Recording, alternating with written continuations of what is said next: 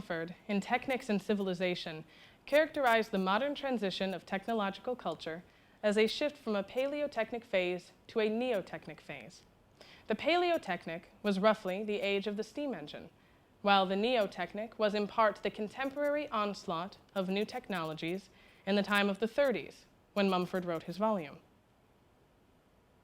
Additionally, the neotechnic phase was a condition of the future. At the time of authorship, Mumford did not believe that the modern era had fully assumed the guise of the neo-technological era. In order to illustrate the intermediate stage within which he was writing, he introduced, analogizing from natural processes originating sometime before the Paleolithic age, such as rock formation, Spengler's figure of the pseudomorph. The pseudomorph was the transitional cultural form. Like metamorphic rock, the pseudomorph acquired the new elements or materials of the future culture or future rock, while being structurally similar to the previous generation. Aside from the fact that technological innovation, when focused on the material objects themselves, results in structural invention and futurological structure with each phase of the development of technology, scientists and inventors, socially, scientifically, and technologically, construct pseudomorphic systems of culture with each project of advancement. Technology has produced several machines that took nearly equal amounts of scientific, empirical, or experimental rigor or discipline, while not really successfully accomplishing their specified tasks, at least not efficiently. The imagination, pejoratively, the degradation of thought, took over, and faced to construct the machine with missing pieces, the technologist improvised, and the technology had to wait. In the meantime, for historians of technology, the technologies that lead to turning points in Western technics are extremely interesting, for they point to not only the turning points, but the way out of valorizing the forward movement of progress.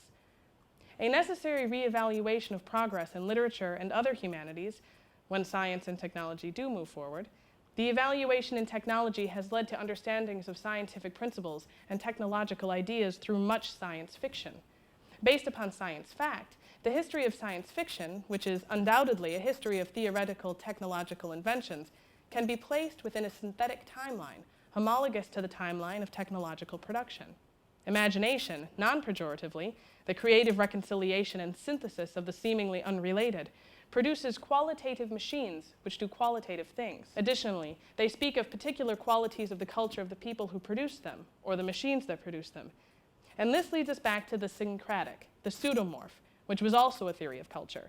In the next few moments, I would like to look at pseudomorphic technology within the developmental projects, i.e. the steam engine, to show the transformation in technology, but also the imagination of its inventors and the recognition of error as progress.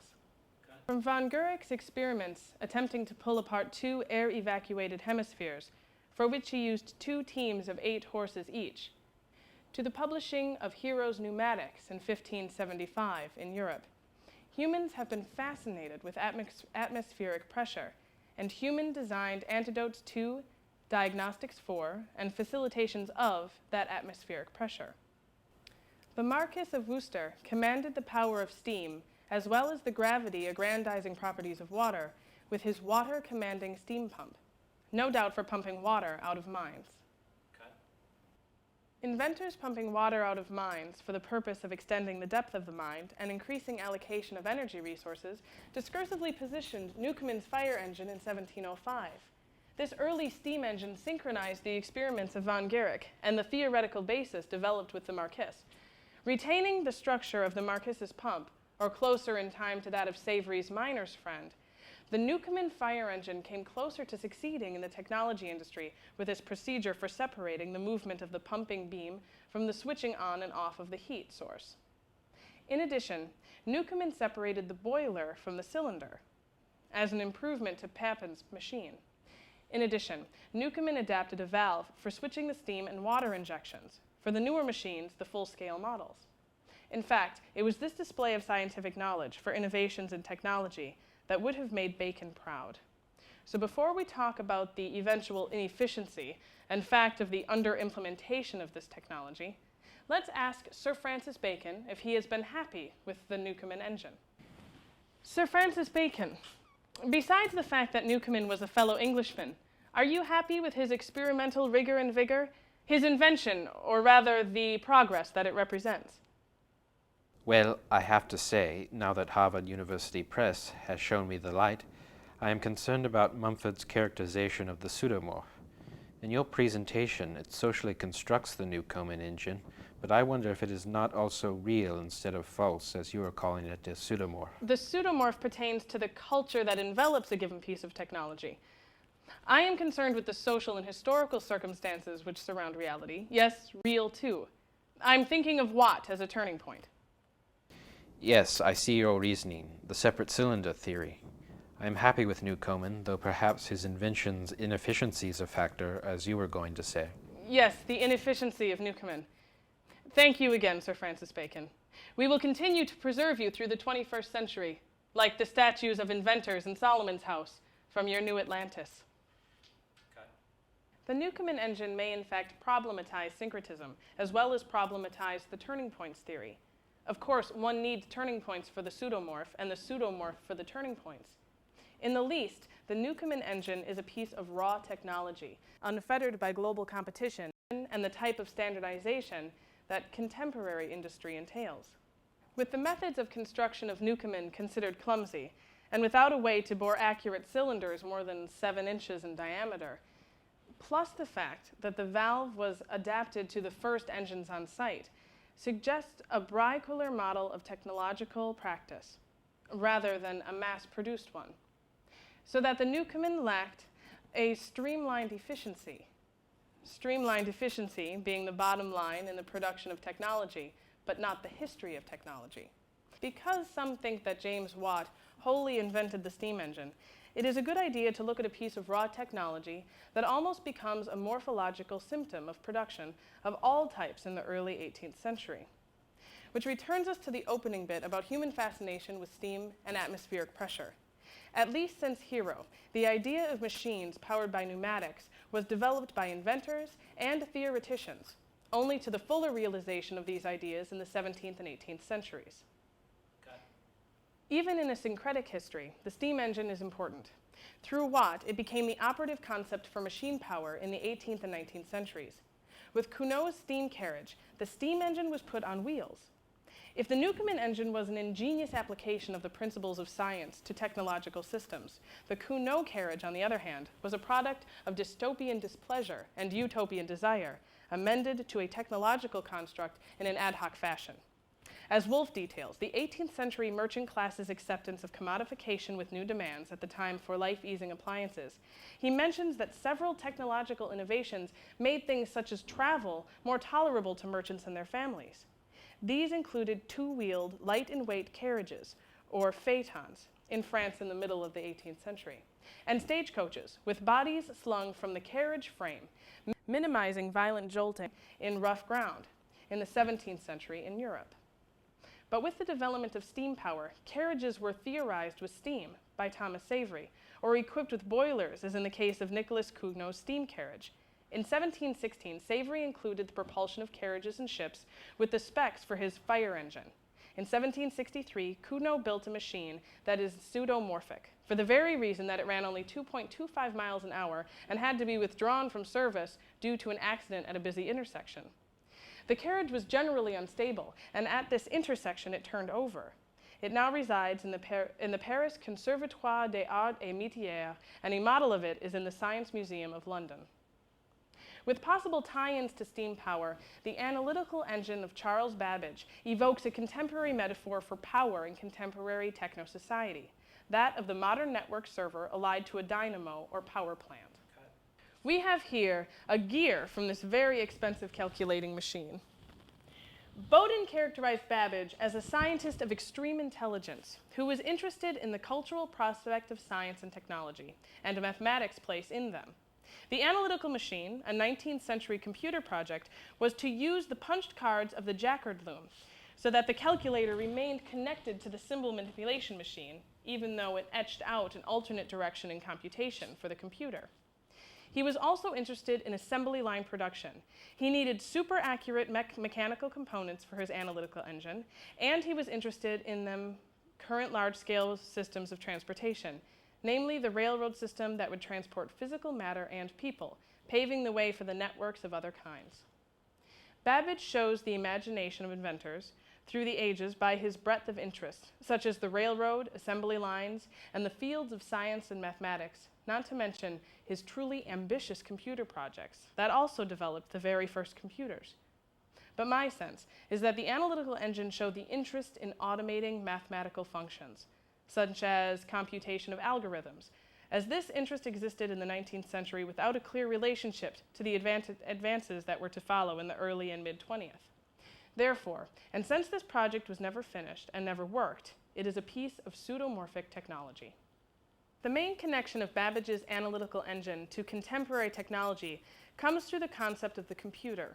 Digital technology informationalizes the internet, has developed into a whole new media tool. How has news media created pseudomorphically through the printing industry in the 19th century? And what is it about Bessemer and Young's piano type that was tied to discrimination against women through the sexual division of labor?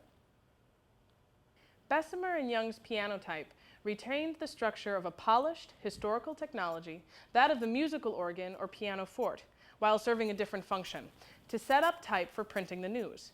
When the operator pressed a key on the piano keyboard that corresponded to the letter, the type piece slid down the back of the machine into rows of type on an inclined wooden page that was then set to print a page of newspaper or other printed media. The machine was designed for James Young by Henry Bessemer, and in the latter's autobiography, it is framed by him as presenting a number of technical difficulties. These include synchronization of the falling of the type into the wooden page, and then the extra type pieces for double letters such as FF or FL. But Young's political motivation for the design is rooted in a perfectly logical assumption for the time in the 19th century, that women would know how to use a piano-like keyboard because of its association with the musical instrument that they played in leisure, and so could be employed in typesetting for news. But with such strong competition from women in typesetting, the machine never became popular with male-organized printing establishments, thereby excluding women from the sexual division of labor entirely. The piano type is a pseudomorph because of the arbitrariness of its gender-specified design as a machine, and because of its failure in the industry to gain ground because of that design. 19th century technology also led to the emancipation of women in the form of the bicycle.